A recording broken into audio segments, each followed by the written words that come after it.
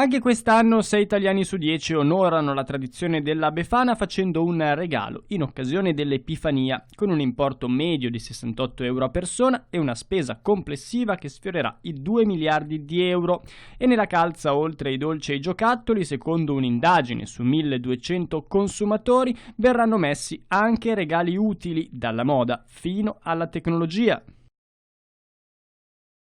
Rimane stabile la percentuale di chi farà acquisti durante il periodo dei saldi e sono soprattutto le donne tra i 35 e i 44 anni residenti al sud a rappresentare l'identikit del consumatore tipo che approfitterà degli sconti per rinnovare il proprio guardaroba. È quanto emerge dall'indagine sugli acquisti degli italiani realizzata da Confcommercio Imprese per l'Italia in collaborazione con Format Research. Tra i prodotti più gettonati i capi di abbigliamento, le calzature, gli accessori e la biancheria intima. I negozi di fiducia abituali si confermano il canale di acquisto preferito, ma continua a crescere il web a cui ricorre il 21,3% dei consumatori.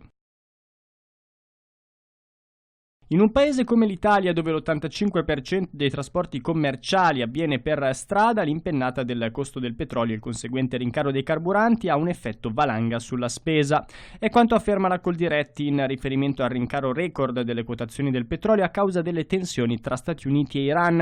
A subire gli effetti dei prezzi dei carburanti è anche l'intero sistema agroalimentare, dove i costi della logistica arrivano ad incidere fino al 30-35% sul totale dei costi per frutta e verdura, secondo un'analisi della Coldiretti sui dati ISMEA.